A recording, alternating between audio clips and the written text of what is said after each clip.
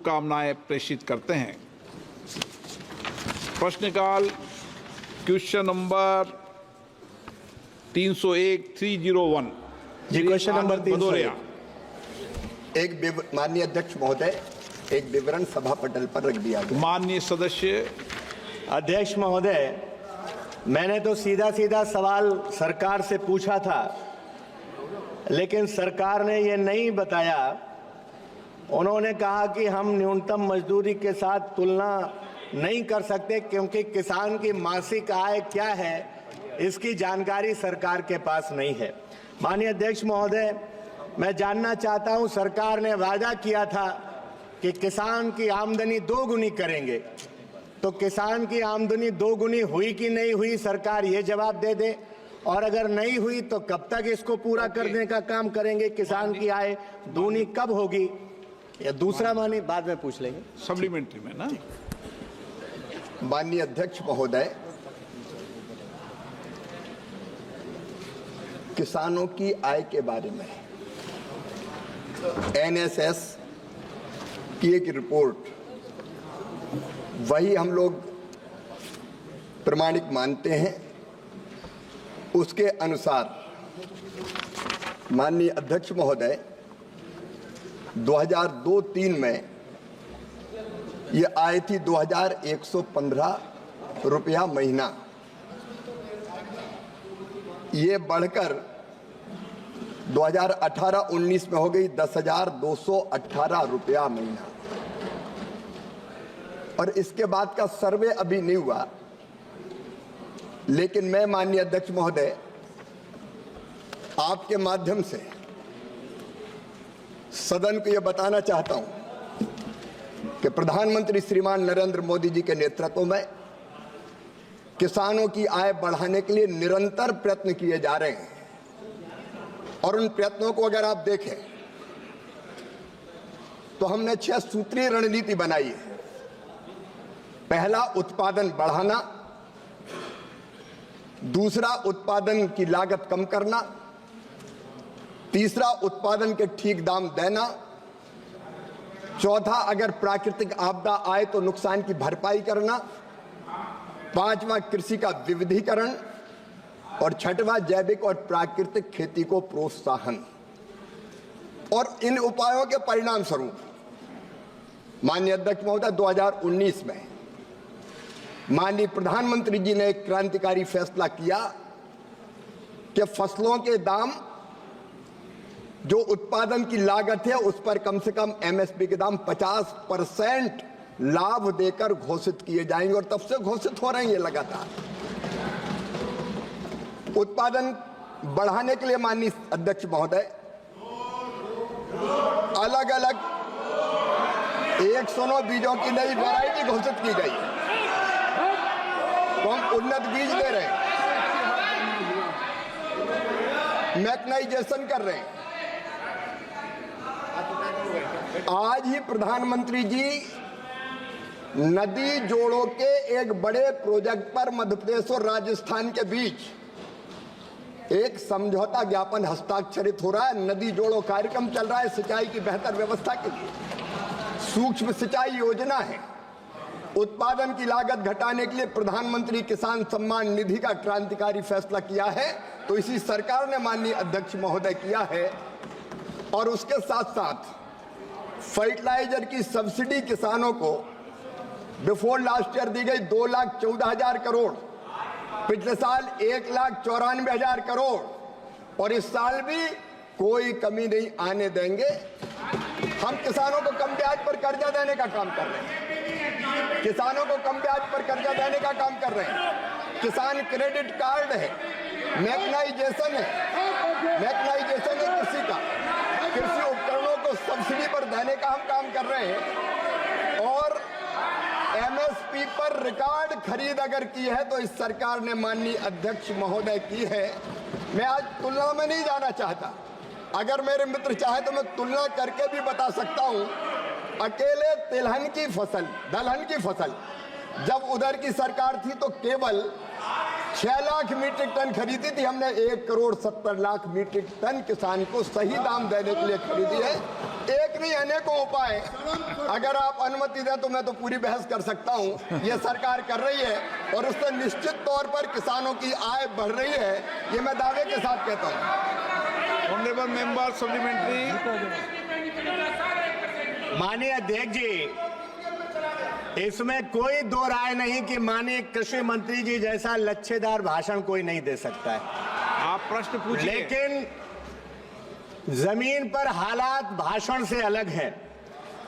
मैं जानना चाहता हूं एमएसपी कब मिलेगी, किसानों का कर्जा कब माफ होगा, डीएपी कब मिलेगी, किसान के हालात कब सुधरेंगे। और मैंने जो गांव में पूछा था 23-24 के दौरान देश में किसानों की प्रति व्यक्ति आय का राज्यवार वर्षवार ब्यौरा क्या है, उसका उत्तर भी नहीं मिला है। ये प्रश्न काल है, माननीय सदस्य, डिबेट का नहीं है। माननीय अध्यक्ष महोदय, मेरे भाषण में लच्छा तो कहीं था ही नहीं। मैंने तो सीधे सीधे तथ्य रखने की बात कही है। आपसे मैं कहना चाहता हूं, एमएसपी पर आज भी खरीद हो रही है। सोयाबीन हम अभी भी खरीद रहे हैं और तेलंगाना में तो कांग्रेस की सरकार है। तेलंगाना की सरकार ने कहा कि सोयाबीन का किशन रेड्डी जी बैठे और ज्यादा खरीदना, टारगेट बढ़ाओ, तो उसकी अनुमति देने का काम भी इसी सरकार ने किया है। माननीय अध्यक्ष महोदय, अधिसूचित फसलों की एमएसपी पर खरीद हो रही है, डीएपी लगातार आ रहा है, किसानों की आय बढ़ाने के निरंतर प्रयत्न किए जा रहे हैं।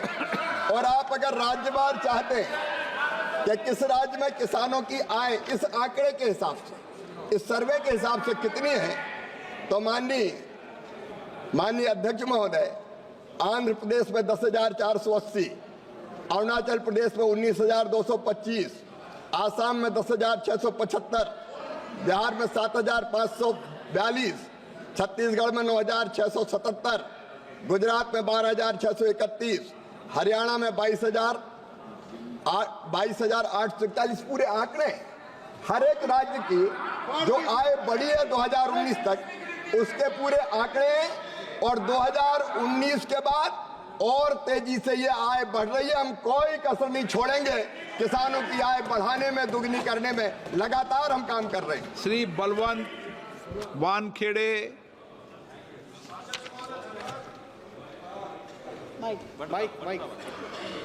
अध्यक्ष महोदय, धन्यवाद।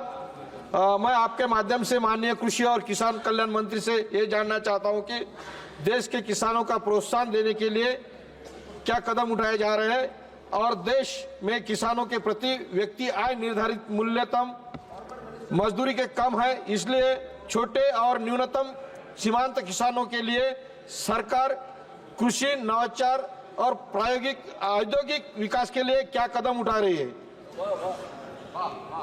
माननीय अध्यक्ष महोदय, एक तो किसानों की आय न्यूनतम जो मजदूरी है उससे कम नहीं है, ये गलत है।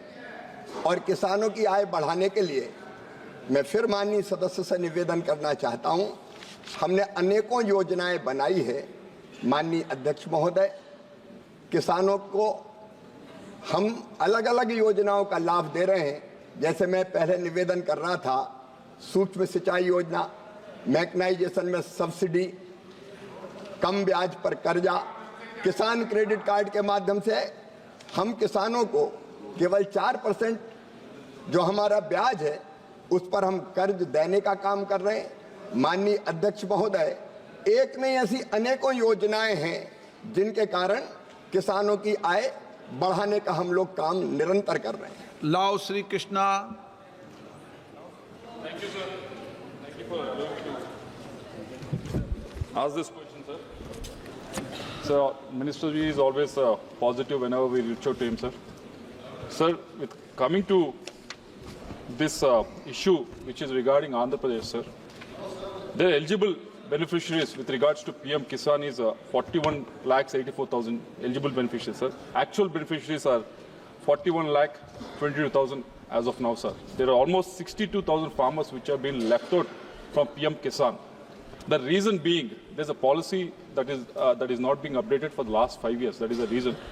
From 2018 December to 2019 April, whoever is having the lands are only considered for the PM Kisan, sir. But after that, so many of the farmers have done gift deeds, sale deeds, or they have given it to the children. But those are not being updated for the last 5 years. Because of this, there are 62,000 farmers which are losing out on PM Kisan, sir. Not only in our state, but across other states and other states as well, sir. So, if the minister can tell us when this data can be updated, so that these farmers also get benefited. माननीय मंत्री जी, so thank you very much. माननीय अध्यक्ष महोदय, भारत सरकार लगातार प्रधानमंत्री किसान सम्मान निधि के लाभ से अगर कोई किसान वंचित है तो उसको जोड़ने के लिए अभियान चलाती रहती है। अभी विकसित भारत संकल्प यात्रा के दौरान लगभग 1 करोड़ नए किसानों के नाम जोड़े गए किसान सम्मान निधि में। इसके बीच में भी हमने एक अभियान और चलाया था, उसमें लगभग 25 लाख किसानों के नाम और जोड़े गए। मैं माननीय सदस्य से पूरा विवरण प्राप्त कर लूंगा। पहले ये जरूर हुआ कि कुछ जगह राज्य सरकारों ने पूरे नाम भेजे नहीं थे सही, लेकिन पैसा सीधे प्रधानमंत्री जी का कहना है कि सीधे किसान के अकाउंट में जाए, किसी फर्जी किसान के अकाउंट में ना जाए। इसलिए लैंड सीडिंग का काम, कुछ महत्वपूर्ण चीजें हमने जरूर की कि जिसके कारण कुछ किसानों के नाम कम हुए थे, लेकिन बाद में जैसे जैसे राज्यों ने वो औपचारिकताएं पूरी कर ली, हम नाम जोड़ते चले गए हैं। अगर कोई जायज नाम, वाजिब नाम छूट गया है तो मैं आपके माध्यम से वचन देता हूं वो प्रधानमंत्री किसान सम्मान निधि में निश्चित तौर पर जोड़ा जाएगा। श्री अमराराम जी। अध्यक्ष महोदय, धन्यवाद आपको। मैं मंत्री महोदय से जानना चाहता हूं कि आपने 2019 में प्रति परिवार प्रति माह 10,218 रुपए एक परिवार के लिए इनकम बता रहे हैं, जो 60% इस देश की आबादी है, और उसकी इनकम विकसित भारत 2022 में दुगुनी आई। आज आप अंदाजा कीजिए कि ये हालत है, इसका नतीजा है कि पिछले 10 साल में 3 लाख किसान आत्महत्या कर चुके। आपका प्रश्न क्या है? मेरा प्रश्न ये है, न खरीद हो रही है। मंत्री जी बता दे, राजस्थान में सबसे ज्यादा बाजरा खरीद होती पैदा होता है। 1 कुंटल भी आपने खरीदा है क्या? माननीय मंत्री जी, न आपने धान खरीद रहे, और डीएपी का क्या हाल है? एक डीएपी नहीं मिली, अब यूरिया। माननीय अध्यक्ष महोदय, नो एक साथ सारे प्रश्न नहीं पूछे जाते संसद में। माननीय अध्यक्ष महोदय, जब इधर की सरकार थी तो आई थी केवल 2,115 रुपया, अब बढ़ के वो हो गई है। जब इधर की सरकार थी तो आई थी 2,115 रुपया, अब बढ़ के हो गई है 10,218 रुपया। ये हुई है 2019 तक। 19 से लेकर 24 तक के आंकड़े नहीं आए अभी। अगले साल फिर सर्वे होने वाला है। मेरा विश्वास है कि जो कदम प्रधानमंत्री नरेंद्र मोदी जी के नेतृत्व में उठाए गए हैं, ये आए इससे बढ़ के और ज्यादा बहुत अधिक बढ़ी है। माननीय अध्यक्ष महोदय, लगभग दुगनी हुई है। अब जहां तक बाजरे की खरीद का सवाल है, माननीय अध्यक्ष महोदय, हमारी योजना बाजरा खरीद की, लेकिन राज्य सरकार के ऊपर निर्भर करता है। और पहले तो अभी कुछ समय पहले तक राज्य सरकार कौन सी थी? कुछ समय तक राज्य सरकार कौन सी थी? कई योजना ऐसी है कि कृषि राज्य का विषय है, केंद्र सरकार राज्यों के सहयोग से खरीद की व्यवस्था करती है, और हम मोटा अनाज भी एमएसपी पर खरीदते राज्य सरकार की च्वाइस। क्वेश्चन नंबर, माननीय सदस्य, मैंने आपको प्रश्न पूछने के अलाउ किया, फिर भी आप पहली बार आए हो, बार बार में बैठे बैठे बोल रहे हो। अगर ऐसा करेंगे तो मुझे विचार करना पड़ेगा। Question number 302 Shri Dilip Saikia. Question number 302 sir. अध्यक्ष महोदय, उत्तर सभा पटल पे रखा गया। Honorable Speaker, sir, I am pleased to note and know that under dynamic leadership of Honorable Prime Minister Narendra Modi ji, Government of Bharat taken the steps for training, capacity building and modernization of coastal police by setting up National Academy of Coastal Policing NACP, Joint Coastal Patrolling JCP, Sagar Kavach, Coastal Security Scheme (CSS), etc., for 9 coastal states and 4 union territories. Arrest जो कर रहे हैं 400% का जो वृद्धि हुआ है KG का, इसको आप दो नजरिए से देख सकते हैं। आपका प्रश्न क्या है? प्रश्न मेरा बस नजरिए से देख सकते हैं कि इतने अरेस्ट होने के बावजूद भी ये ड्रग ट्रेड में वृद्धि हो रही है। तो मैं ये इतना जानना चाहूंगा कि ये नशीली पदार्थों में जो लोग इन्होंने कितने लोगों को इन्होंने अरेस्ट किया, किन प्रोविजंस के तहत इन्होंने अरेस्ट किया, क्या उनको बेल मिल रही है, जमानत दिए है? मैं ये चीज उनसे जानना चाहता हूँ, किन लोगों को, कितने लोगों को इन्होंने अरेस्ट किया? नशा मुक्ति के खिलाफ पूरी संसद को, एक मिनट, नशा मुक्ति के खिलाफ सभी माननीय सदस्यों को अपने अपने क्षेत्र में एक बड़ा व्यापक और गंभीर अभियान चलाना चाहिए। ये सामाजिक आंदोलन से ही समाप्त होगा और इसको समाप्त करना ही चाहिए, ये हमारा संकल्प होना चाहिए। महोदय, सबसे पहले तो हम माननीय सदस्य को यह कहना चाहेंगे कि हम 400 गुना 500 गुना अगर जब्ती में बढ़ोतरी हुई है, इसका मतलब यह है कि जो मादक पदार्थों को भारत के सीमा के अंतर्गत लाकर भारत के भविष्य को समाप्त करने की जो साजिश हो रही थी, उस पर तत्परता से काम किया गया है। पहले जब्ती कम इसलिए होती थी कि कोई ऐसा तंत्र डेवलप नहीं था कि हम जब्ती कर सके या तस्करों को हम गिरफ्तार करके हम कानून के तहत जेल में डाल सके। हम माननीय सदस्य को बता देंगे उस आंकड़ों को भी कि कितना जब्ती हुआ, उसको तो बताया ही हूँ, कितने तस्कर पकड़े गए हैं और कितने पर कार्रवाई हुई है। और महोदय, जहाँ तक नशीले पदार्थों के रोकथाम या नशीले पदार्थों का लत भारतीय युवाओं में ना आए या किसी उम्र के लोगों में ना आए, बच्चों में भी ना आए, इसके लिए भारत सरकार के कल्याण मंत्रालय, भारत सरकार के गृह मंत्रालय और बहुत सारे मंत्रालयों ने कोऑर्डिनेशन करके मादक पदार्थों का उपयोग न हो, इसके लिए अवेयरनेस चलाया जाता है। कई लत को छुड़ाने के लिए सेंटर चलाया जाता है और एनसीबी, भारत सरकार के अंतर्गत एनसीबी संस्था है, उसके इंफ्रास्ट्रक्चर को पूरे देश में फैलाकर हम उस तंत्र को इतना मजबूत कर रहे हैं कि हम मादक पदार्थ की तस्करी को कम कर सके। गोगोई जी, माननीय गोगोई जी, समझिए कि ज्यादा जब्ती का मतलब यह है कि आपके जमाने में छूट थी, हमारे जमाने में कार्रवाई होती है और इसका कारण है कि हम 400-500% पर गए। श्री कल्याण मंत्री संक्षिप्त में पूछे। Sir, from the sea beach up to 8 nautical kilometer remains within the control of the state government. Beyond that, it is the control of the central government. Up to 8 kilometers is state government's duty. Beyond that, central government. Now the coastal police, which are appointed by the state up to 8 kilometers, whether you have given them training, you are talking about the aid and help to the police station, local police station. How much help you have given to them? How much training you have made? What is the responsibility you are discharging after 8 nautical mile of the sea? That's your responsibility. Anything, any illegalities, anything, that's the responsibility of the central government, not of any state.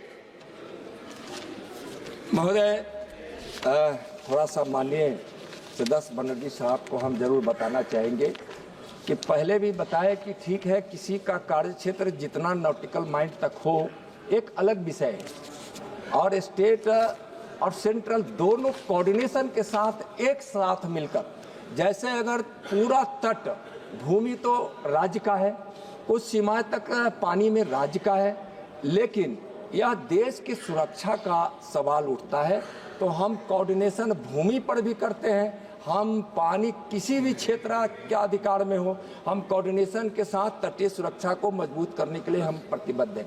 दूसरा कि तटीय police जो राज्य का subject होता है, पहले भी हम बता चुके हैं कि तटीय पुलिस स्टेशनों के लिए माननीय मोदी जी की नेतृत्व वाली सरकार, गृह मंत्रालय के इस प्रकार से जब हम काम करते हैं तो निश्चित रूप से उसकी सफलता भी होती है। और मोदी जी का यह संकल्प है कि पूरा देश का एक एक इंच हम देश के लोगों का है, भारत का है, उसके संप्रभुता में जिसका भी समन्वय करना हो, जिसका भी सहयोग लेना हो, नरेंद्र मोदी जी की सरकार हर क्षेत्र की, हर चाहे वह तटीय सुरक्षा हो, चाहे वह भूमि के सीमा की सुरक्षा हो, चाहे पानी की सीमा की सुरक्षा हो, सुनिश्चित किया है। और इसमें आप सबों को अवगत होना चाहिए। जहां तक महोदय इन लोगों ने कहा है, हमारे माननीय सदस्य ने, कि प्रशिक्षण के लिए अभी तक क्या किया गया है, तो 10 वर्षों में सर प्रशिक्षण के लिए जो कदम उठाए गए हैं, केंद्र सरकार तटीय सुरक्षा के प्रति तो प्रतिबद्ध है ही, और इसके अंतर्गत गुजरात के देवभूमि द्वारका जिले में जो संस्था बनी है उसके माध्यम से हम तो प्रशिक्षण देते ही हैं।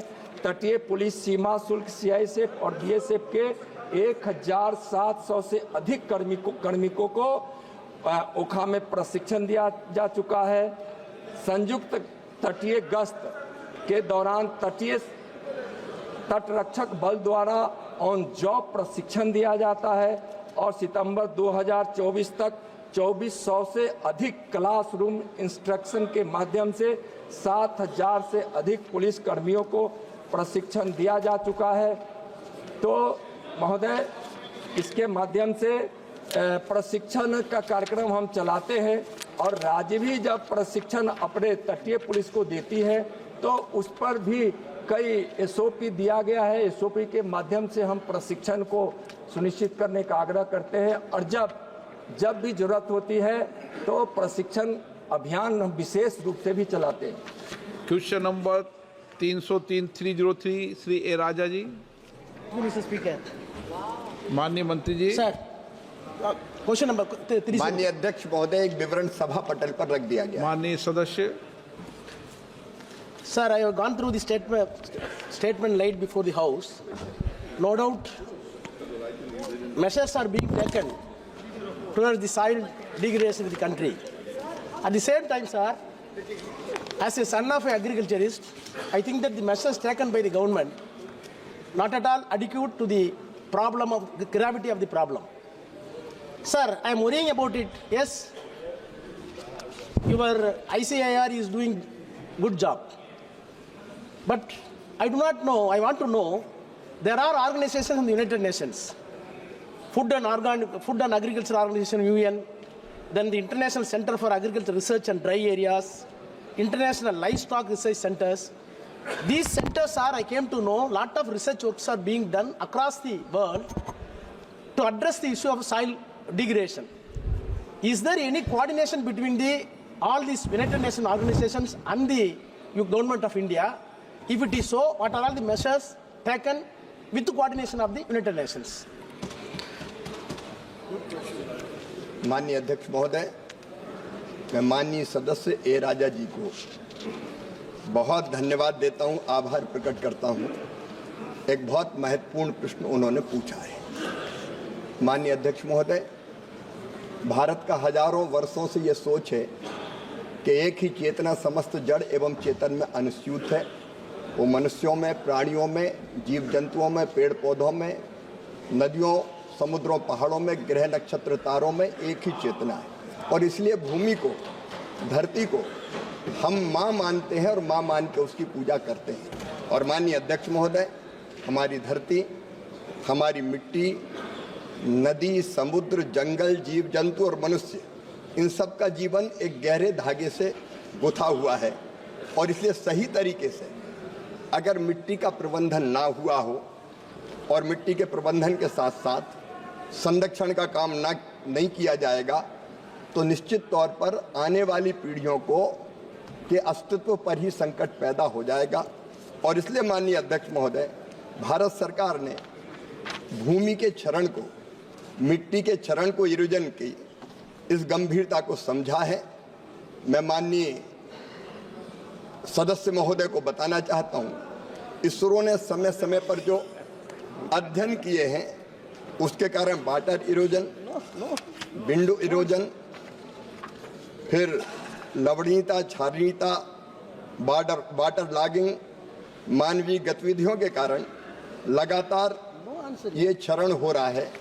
और इसको रोकने के लिए जो भारत सरकार उपाय कर रही है, माननीय अध्यक्ष महोदय, मैं उनके बारे में सदन को बताना चाहता हूं।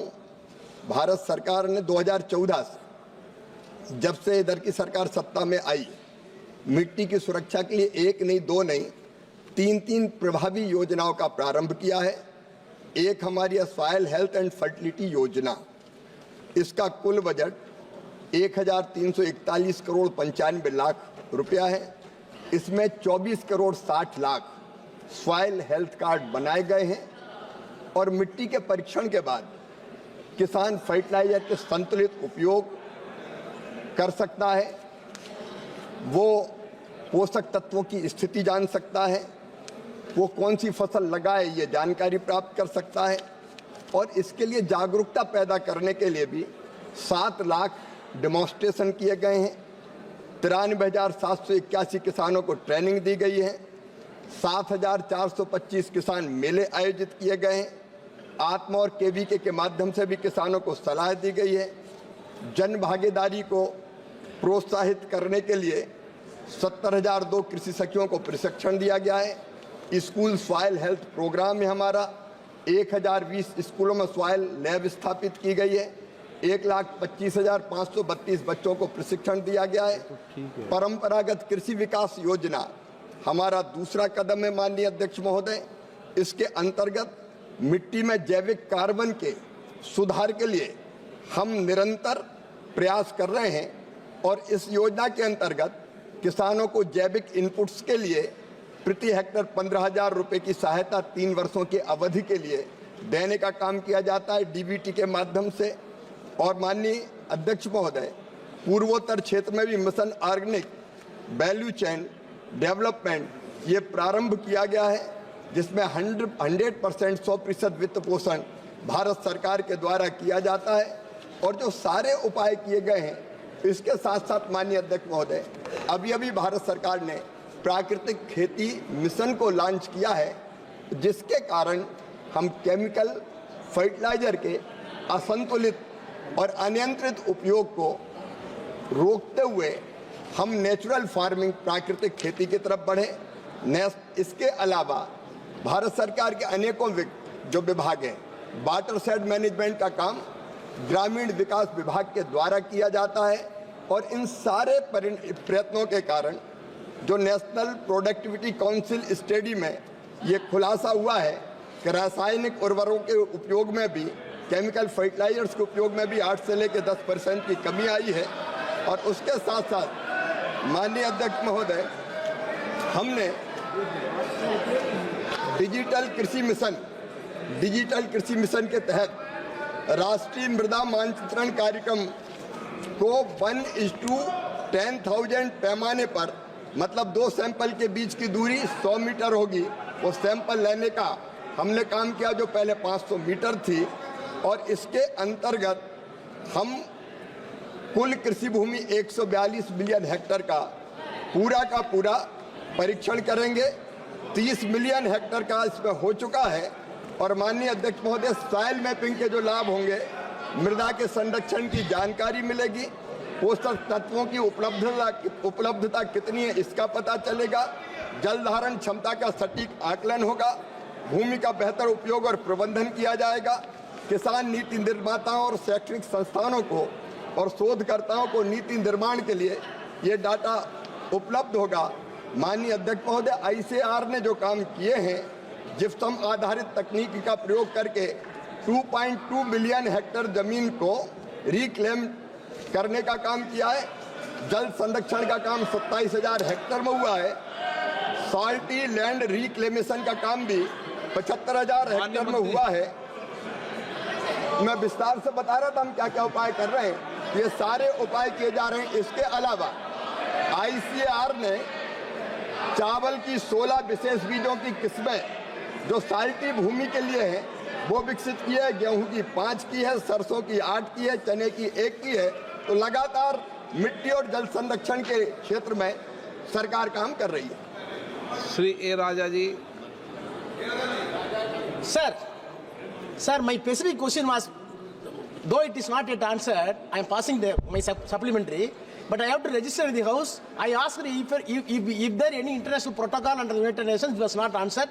Please try to answer later. My second question is, sir, land is a state subject. Agriculture is a state subject. This country is an agriculture country. What type of coordination you are extending to the state governments? Not the usual manner.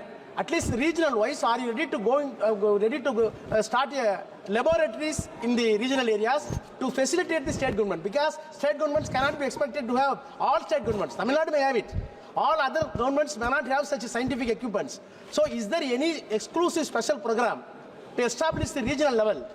Any laboratories can be given to the state government with financial assistance to the states. Thank you, sir. माननीय अध्यक्ष महोदय, कृषि राज्य का विषय है ऐसा विद्वान माननीय सदस्य कह रहे हैं, ये बात सच है। केंद्र सरकार इन सब योजनाओं को जो मैं अभी बता रहा था राज्य सरकारों के सहयोग से ही लागू करती है। अगर हम सॉइल हेल्थ के लिए लैब बनाते हैं तो राज्य सरकारों के सहयोग से ही बनाते हैं, उनके साथ ही बनाते हैं। और माननीय अध्यक्ष महोदय, ICAR अनेकों अंतर्राष्ट्रीय संस्थाओं से समन्वय का काम भी कर रहा है। उनमें ICRI, SAT और अन्य अंतर्राष्ट्रीय संस्थाएं भी हैं जिनके साथ इस क्षेत्र में लगातार समन्वय के साथ काम कर रहा है। श्री रामशंकर राजभर। माननीय अध्यक्ष जी, जहां से मंत्री जी ने शुरू किया वहीं से शुरू करता हूं। सब आए एक देश से, उतरे एक के घाट, और जब आए इस मिट्टी में तो कर दी बंदर बाट। सवाल मेरा ये है माननीय मंत्री जी, उसी मिट्टी की रखरखाव की आप चिंता किए, अच्छी बात है। जितने भी फैक्ट्रियां हैं उनके राख से खाद बनाई जा रही है। उस खाद की गुणवत्ता कितनी है, इस पर आपकी क्या तकनीकी है, क्या तंत्र है? किसानों के हमारे संसदीय क्षेत्र में तो खाद गायब है, यूरिया और DAP पूरा देवरिया बलिया जनपद में, लेकिन मैं उस राख से बनाई जाने वाली खादियों की गुणवत्ता के लिए जो भूमि को खराब कर रहे हैं, इस पर आप क्या कर रहे हैं? माननीय अध्यक्ष महोदय, गए थे हरिभजन को ओंटन लगे कपास। बात है मिट्टी के क्षरण को रोकने की, लेकिन फिर भी मैं माननीय सदस्य को ये बताना चाहता हूँ कि जैविक खेती, प्राकृतिक खेती, ये जो सारे प्रयत्न हैं, सॉइल हेल्थ कार्ड, ये सारे प्रयत्न इसीलिए हैं कि मिट्टी किस प्रकार की है, उसमें किन पोषक तत्वों की कमी है, कौन सा खाद देने से उन पोषक तत्वों की आपूर्ति होगी, ये सारे कार्यक्रम सरकार चला रही है। और मैंने उनके बारे में अभी अपने उत्तर को प्रारंभ करते समय उनका मैंने विवरण दिया था। श्री रामवीर सिंह विधुड़ी जी। आदरणीय अध्यक्ष महोदय, आपने मुझे किसानों से जुड़े मुद्दे पर सप्लीमेंट्री पूछने का अवसर दिया, आपका बहुत बहुत धन्यवाद। आदरणीय अध्यक्ष जी, देश भर में किसानों के लिए मोदी जी की सरकार की ओर से अनेक लाभकारी योजनाएं शुरू की हैं, लेकिन दिल्ली में आम आदमी पार्टी की सरकार ने उन लाभकारी योजनाओं को लागू नहीं होने दिया। मैं आपके माध्यम से माननीय कृषि मंत्री जी से पूछना चाहता हूं, क्या केंद्रीय कृषि मंत्रालय दिल्ली में भी रासायनिक खाद की जगह जैविक खाद को बढ़ावा देने के लिए विभिन्न योजनाओं पर अमल कर रहा है? और क्या दिल्ली में भी जैविक खाद का इस्तेमाल करने वाले किसानों को किसी किस्म का प्रोत्साहन दिया जा रहा है? यदि ऐसा कोई योजना लागू की गई है तो उसका विवरण क्या है? धन्यवाद।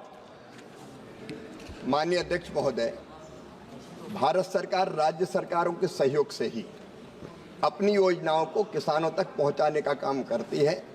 ये अत्यंत दुर्भाग्यपूर्ण है कि दिल्ली की सरकार कई योजनाओं का लाभ नहीं उठा रही है और उसके कारण किसानों को कई योजनाओं का लाभ नहीं मिल रहा है।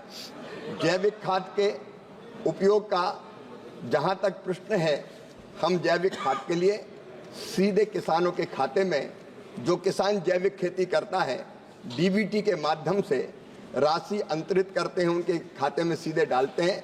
और दिल्ली में भी हम जैविक खेती करने वाले किसानों को पूरा सहयोग करेंगे, पूरी मदद करेंगे।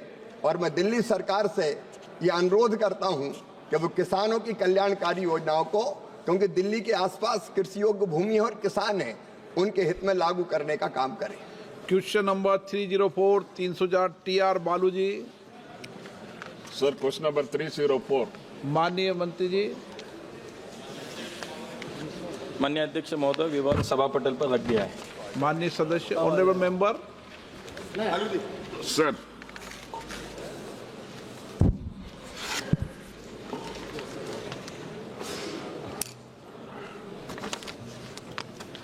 GST is applicable on goods and services marketed by all cooperative societies, but non-application of GST to cooperative sector is very important.